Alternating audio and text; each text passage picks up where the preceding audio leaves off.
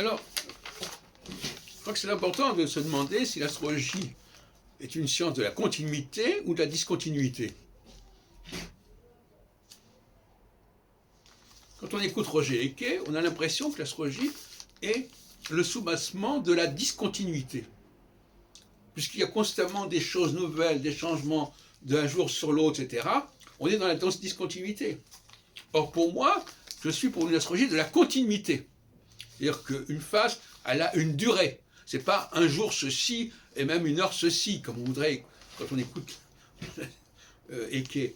C'est le point de départ de quelque chose qui va durer un certain temps et qui ne va donner ses fruits qu'à la fin de ce temps et pas au début de ce temps.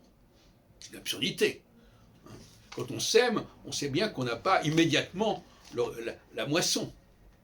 C'est ridicule de penser autrement.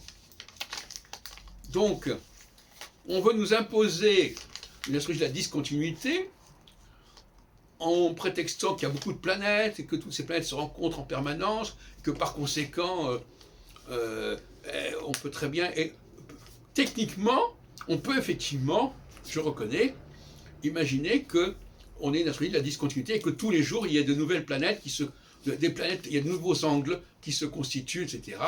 Si on multiplie le nombre de planètes, le nombre d'angles, etc., et d'aspects, on peut sous-tendre une astrologie de la discontinuité. Mais est-ce que c'est souhaitable? Moi, je suis au contraire pour une astrologie de la continuité, ce qui justifie qu'on utilise très peu de facteurs. Très peu de facteurs au niveau du nombre de planètes, et très peu de connexions et d'angles, d'angularité, au niveau des aspects. Oui, là, il y a vraiment... Alors, autrefois, on nous parlait, dans les années 50, notamment au congrès de 53, de l'opposition entre les astrologues du côté de la symbolique et les astrologues du côté de la physique, n'est-ce pas? Barbeau aimait bien cette opposition. Mais je pense que ce n'est pas ça la véritable opposition aujourd'hui. La véritable opposition, c'est est-ce que nous sommes dans une astrologie de la continuité ou de la discontinuité? Une astrologie de la pléthore et de la saturation du nombre de facteurs, au contraire une astrologie où il y a très peu de facteurs et que chaque facteur va gérer un champ beaucoup plus large.